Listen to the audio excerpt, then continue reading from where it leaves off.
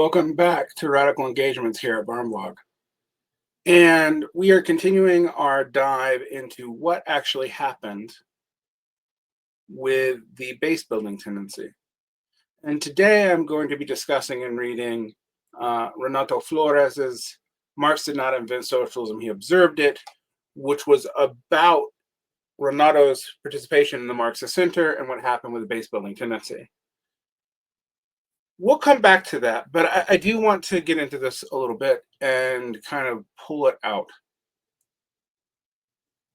Now, I don't know Renato.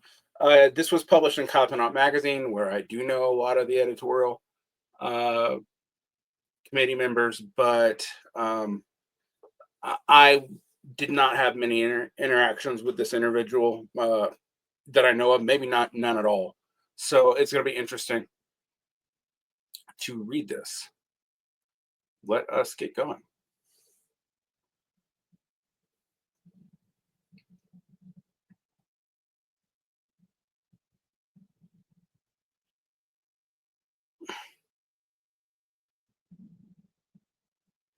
In part one of a series, Renato Flores reflects on the rise and fall of the base building tendency. We start off with this picture, which is Marx and Frederick Engels speak of radical workers from the Paris Commune, visual novel by Zhang Dinghua, the Zhangjing People's Publishing House, PRC, 1972 to 1973. Cool. That's just for people who are listening. A common aphorism purportedly from Kwame Ture states that Marx did not create or invent socialism, he merely observed it. I mean, it's objectively true that that Marx didn't create socialism. I mean, arguably, the first socialists were the Fourierists and the Owenites. Maybe even the Levelers. There's also the French socialists who predate Marxist socialist movement. With Louis Blanc and co. So yeah, of course, that's true. To say merely observed it, that's a little bit more of a contestation, but I think it's an interesting one. One way to interpret this aphorism is to state that Marx was surrounded by class struggle of a self-organized proletariat, which repeatedly failed to break its chains. I mean, I also seems to me to be transparently true. Marx's historical role in revolution was providing the best roadmap or theoretical guidelines with which the more advanced layers of the existing revolutionaries, our workers, actually Marx says the workers, could use to emancipate the proletariat. The movement was there, they just lacked the proper tools. Today, in the developed core, and in particular in the United States, we have the opposite problem. The class struggle Marx observed and attempted to make sense of and direct is predominantly dormant. Yeah, and even more so today. Conversely, there is an overabundance of leftists, with many roadmaps or toolkits which purportedly will achieve this universal emancipation, but without a movement to act on. They are either trying to jumpstart struggles or intervening in them when the status quo is briefly disrupted. See Occupy, see both rounds of BLM, et cetera, et cetera, et cetera. All things, interestingly, that I've noted that leftists like to bury these movements that they jump on and then don't succeed. They pretend they never happened.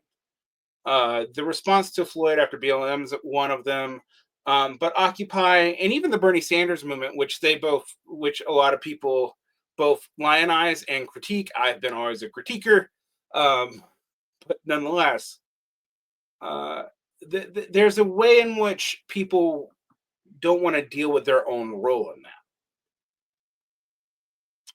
But there is an overabundance of leftists, and yet also leftists are still a very small part of the larger society. I mean, we're dealing with a world that has orders of magnitude larger populations than the 19th century.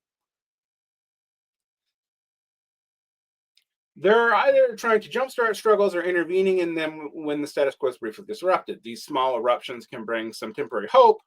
However, despite how hypnotizing they appear in the moment, they tend to fizzle out, passing without much institutional memory.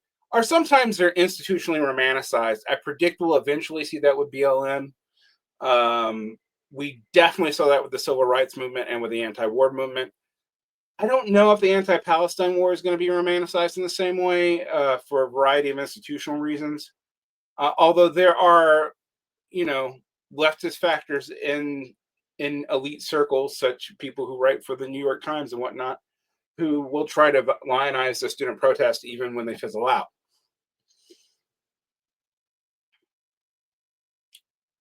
Instead of prairie fires burning down the entire system, we are left with periodic cycles of forest fires that come and go, allowing for the capitalist ecosystem to eventually recover. I would say not just eventually recover, they're almost factored in to the capitalist ecosystem. It is almost like a controlled burn. All right. Faced with this impotency, a base building tendency started to emerge around the early Trump presidency, represented by the network Marxist Center. And I mentioned that while I was never a member of the Marxist Center, the group that I was in aspired to be a part of it, but it dissolved before the conference that created the Marxist Center happened. I mean, the Red Party, I don't think, made it to 2017. And it's funny because, I think the Marxist Center was around for barely 5 years. With the demise of the Marxist Center, this tendency appears to have collapsed under the weight of its own contradictions. I mean, just because a tendency collapses under the weight of its own contradictions doesn't mean it won't come back. That's why all these historical tendencies keep on spotting up like ghosts, because people feel impotent. They go to the prior thing that they think can lead them to something new, even though it's something very old, and resurrect it. And that goes pretty far back, even to the resurrection of Georgism. Anyway. This article is a reflection on the origins, appeals, and ultimate problems with this tendency, providing an intimate critique of where it went wrong and what to do next. I do not attempt to replicate most of the critiques of base building, which I find unconvincing. Yes, politics was largely absent from base building organizations, but this was by design, and there was good reason for this. With it, I do not hope to convince you that the base builders were correct, but I hope by the end of the essay you can understand why it was attractive and what its actual limitations tended to be. The start. To understand why base building was appealing, I will recapitulate some of the points that struck me as, yes, that is what we need. In May of 2018, Sophia Burns published an article in her personal Medium page called "The U.S. Left Has Only 4 Tendencies." It was later republished by Leftwin. The main thesis of this article was that it did not really matter what organizations believed, instead, what they did. So it was organizations' function, not their ideological profession, that was the important thing. Most existing leftists were one of these three tendencies in the left: the government socialists, the protest militants, and the expressive hobbyists. That's still true. And expressive hobbyists and government socialists are still also the two dominant tendencies. These were not getting us anywhere. What we needed was a fourth tendency. The base builders was started by reorganizing in the US. The working class existed in economic terms, but does not exist as what Marx called a class for itself, a class organized through its own infrastructure of institutions, capable of consciously contesting with the other classes for social power. Because such an organized base for mass socialism is absent, base builders think that the top leftist priority should be to reestablish one, or to establish one. Reestablish one, establish one. The text says establish, but the question is, are we reestablishing or establishing? Because those are actually slightly different things. At the time, this analysis felt like a new gospel, a material analysis of what the left was and why we were in a bad place. And asterisks, people still respond to it. One of the few radical engagements that I've gotten a lot of response to, mostly positive, that I've done in the last year has been the one by Sophia Burns' base building stuff. And we are 6 years removed now from when it was drafted. And I don't even think Burns is even a visible political force anymore. And I'll even release a piece on that. The impotence I felt after protesting everything Trump did, only winning very minor concessions, unable to disrupt anything, and attending protests just to see the same 20 faces at every protest, maybe a face per group, was very alienating. I mean, the protest cycle is such a weird game, and I don't know why people are so addicted to it. It was clear to me that we needed to be able to call on a base that simply wasn't there. What we needed to do was, quote, organize the unorganized and avoid activist networking, to build a base of people who would show up the next time we had an issue. Now, here's the question. This pre-political formation that you see in like the independent labor clubs is just a repeat of base building? Yes or no? I don't know yet, and I'm involved in that, so we'll see. I was done with my sect, tabling and selling newspapers to recruit a few members while losing a few others to a net zero or slightly positive gain, or spending hours, days, and weeks on a minor theoretical disagreement that would result in yet another split. Oh my God, is that so common? Uh, I was not sure how to fully classify what we were doing, but to me it was clear that the road to change society did not go through this place. Opposed to this stood the promise of base building, which was becoming more exciting by the minute. Marxist Center's founding conference took place in Colorado Springs in the last week of November 2018. I did not go because, this is Derick talking, I did not go because at that point I'd kind of fallen out with the Marxist Center before it even existed. Some groups involved in it really didn't get along with me, and the dissolution of the Red Party had soured me on a whole lot of the promise of the Marxist Center. And a lot of people that I thought were going to be major players in the Marxist Center, such as Cosmonaut Magazine and subsequently the Marxist Unity Group, ended up in the DSA. So, man, I can only gain glimpses of it from Twitter, but it was very clear something significant was happening. Yeah, I was watching it from Egypt and participating at large from Egypt. At the same time, Bernie was preparing to toss his hat in for the race for presidency, and sections to the left were poised to volunteer long hours to help him win. Yep. The choice between spending time organizing the unorganizing and trying to phone back or canvass potential voters who, from the experience of 2016, were predominantly middle class, seemed pretty clear to me. The die had been cast, and I had left my sect, met some new local people who felt similarly, and eventually coalesced to create the Houston Tenants Union. So that's the organization that was involved there.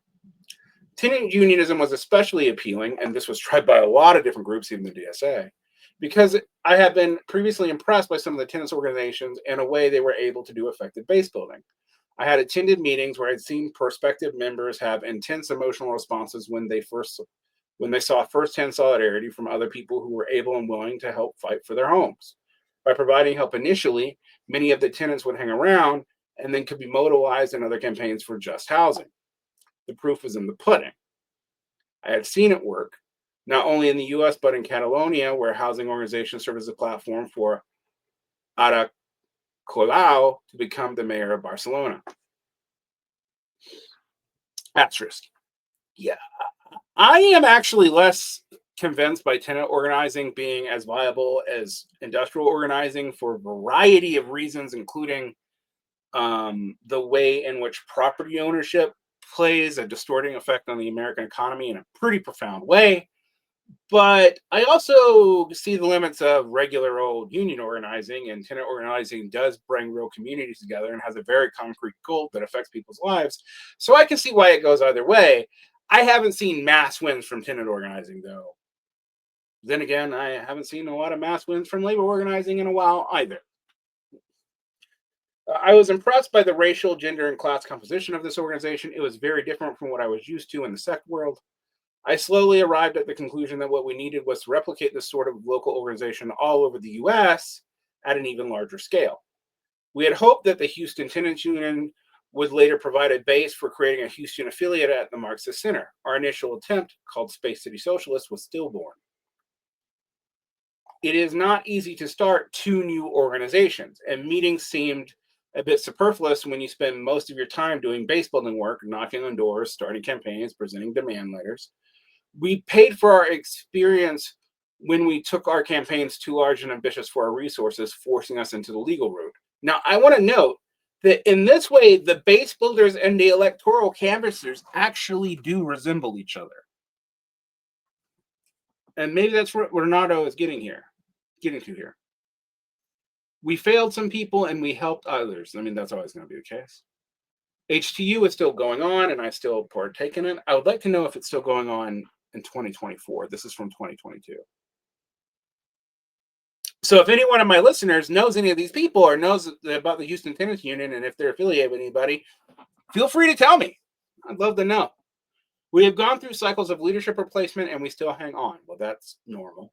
I have learned much about organizing and tried to reflect on it in Cosmonauts podcast by creating educational content for others who might find themselves facing similar questions on how you structure an organization to prevent burnout, super important. How do you think about winning and losing campaigns? You're going to lose a lot. And how do you give orders and replace leadership when they suck? I mean, it doesn't say that, but I say that. And future ones on membership, language justice, and self-criticism. Language justice, that's interesting. That's one of the things I'm most skeptical of. However, this was not the most significant roadblock we hit. Ironically, Sophia Burns had hit on it earlier, as was made clear in her January 2019 article, What is the Left?, which I had dismissed. The same way people who critique base building seemed to miss the target of why it was so appealing, as they had not gone through the same motions I had. I still had more to fail before I could understand where Burns was coming from. We're going to need to cover that article, apparently. In her new piece, Burns claimed to have, quote, misunderstood the significance, or rather lack thereof, of the distinctions between the left tendencies. It didn't matter that leftists did activism in different ways, because they all essentially came from the same pool. They are all each other's friends. Base building was an attempt to save the left from itself, but it had failed and became largely a way for activists to keep on networking and keep themselves busy.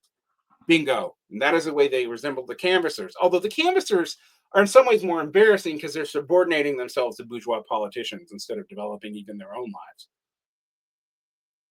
At the same time, this sudden reversal seemed puzzling. I didn't disagree with her ultimate prescription, which was doubling down on some strategies which seemed sensible. I can intuit some of the limitations of base building, but only years of practice would bring to the forefront what these were and the ultimate conclusions. Back then, the memory of the tennis organizations that did produce change were in my mind.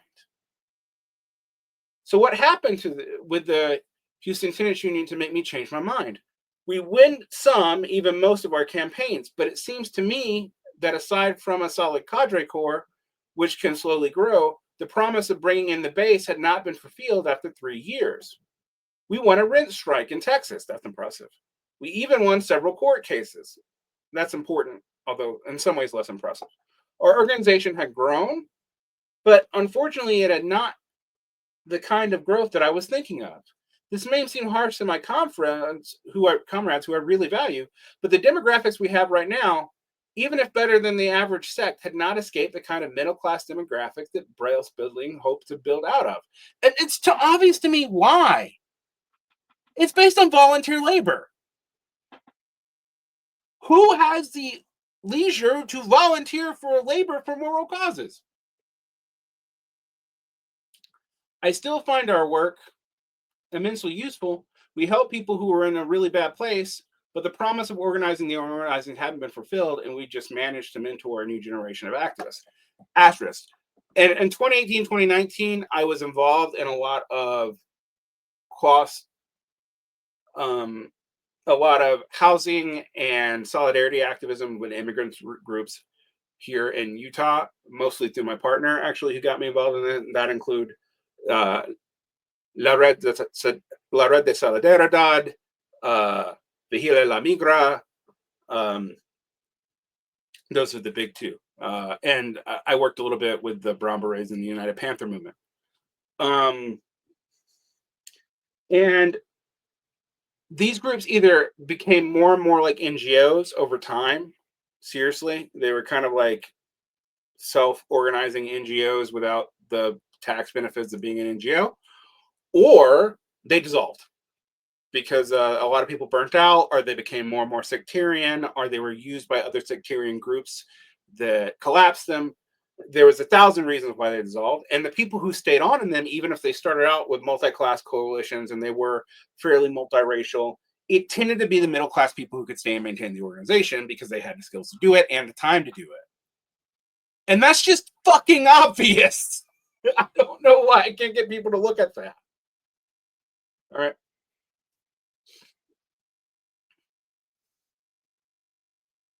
All right. So yeah, you're going to mentor a new generation of activists.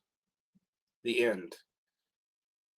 The recent collapse of the Marxist Center was not unexpected. I think there's a lot more than what's going to be encapsulated here. There was the Marxist Center was a network of organizations more than a network of individual people, which means that it was also going to be a problem now.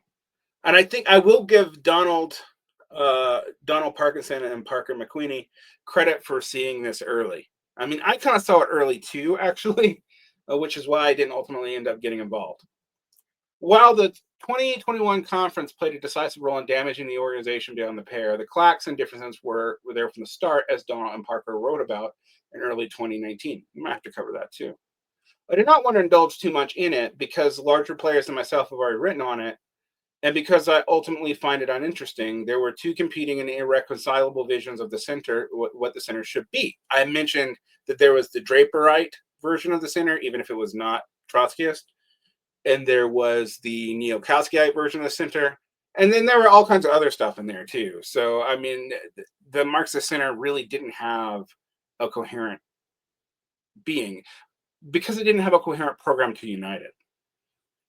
In a very summarized way, some organizations hoped that it could be a network of national organizations oriented towards base building, which would remain like this, and others hoped it could be a network of local base building organizations that could coalesce into something more like a party.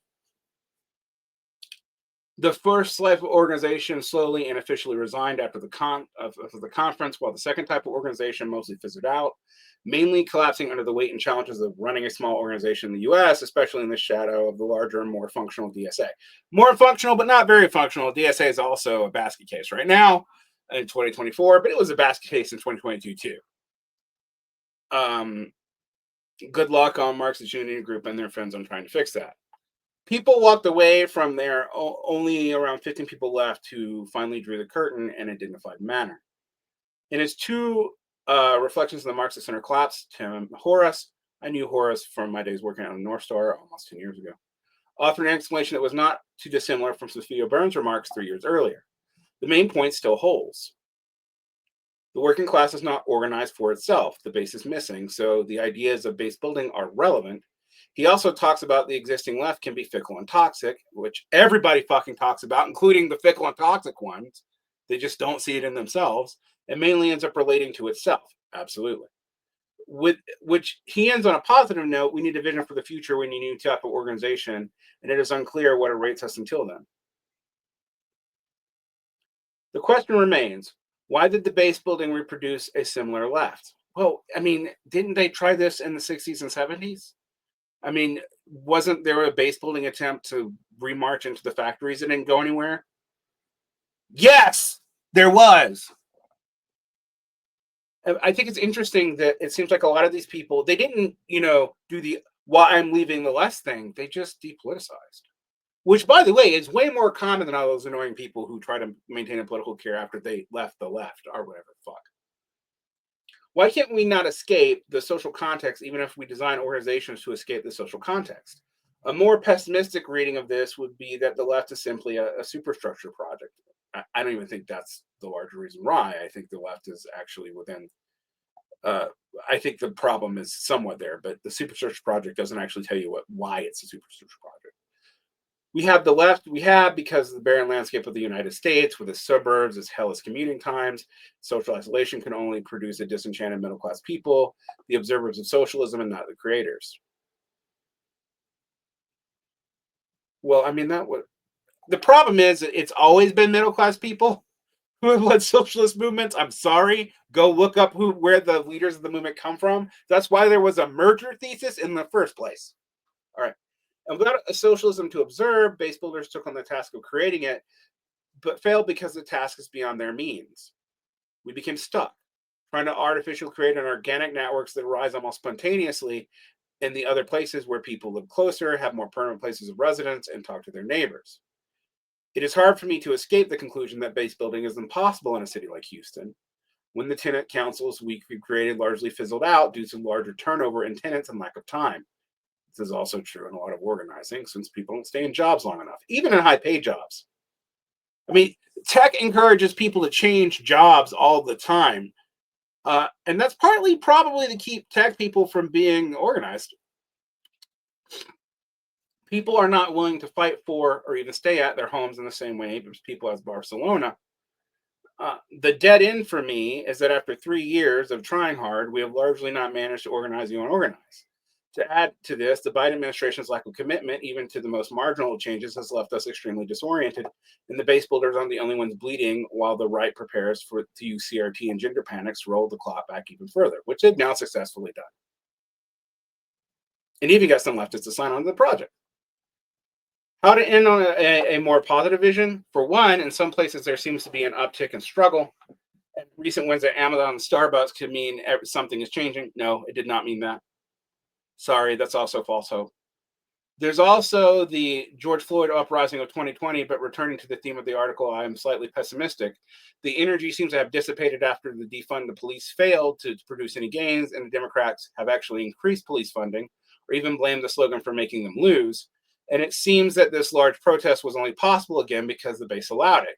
COVID has swelled the ranks of the unemployed, and the government money kept many people alive and with time. Yeah, there's a reason, and it's not even a conspiracy, but there's a reason why there's an attempt to keep mass unemployment down, even if it means mass impoverishment or quasi-impoverishment. There's a reason for that. From a social engineering standpoint. Right. What else? What was wrong about Bernie in 2020? I wasn't, although I was willing to give him a chance, but I was not. I was the biggest Bernie skeptic. They're out there. Parker McQueenie can talk to you about it because we argued about it at the time. This time around, he was less appealing to the protest voters that were largely white men from the Midwest, who instead opted for Biden. His message this time turned out to be much more inspiring to working class people and to be especially appealing to Latinos and Arabs than I have expected. Yes, he didn't win, and that might be a blessing watching Biden's impotence. But his vision for a better society did resonate with people, so that many DSA members are also begging for a 2024 run, which might solve some of the organizational issues, providing it with a lodestar again. We want to fail one more time! All right. Without falling into reformism and thinking that Bernie would save us, it is still worth reflecting on why the working class people relate to U.S. politics through the ballot primarily. It's because the only way they have to relate to U.S. politics. Everything else requires money. And we both use that and expand on it instead of ignoring these campaigns by design like the base building organizers did. This returns me to Horace. He points to a similar plan for the future in his article. We would need to combine the formulation of a genuinely communist political program with the efforts to make this program relevant to the working class and the oppressed. Bernie's program was far from communistic. It was incoherent. But it was inspiring and relevant, even though it was incoherent, to large sections of the working class and the oppressed, but not enough. Not enough. It was also inspiring and relevant to large sections of some of the working class and some of the oppressed. Everyone's always pretending that they speak for the entirety of these classes without dealing with the fractions and factionations within the classes. Formulating this kind of plan we need is much easier said than done.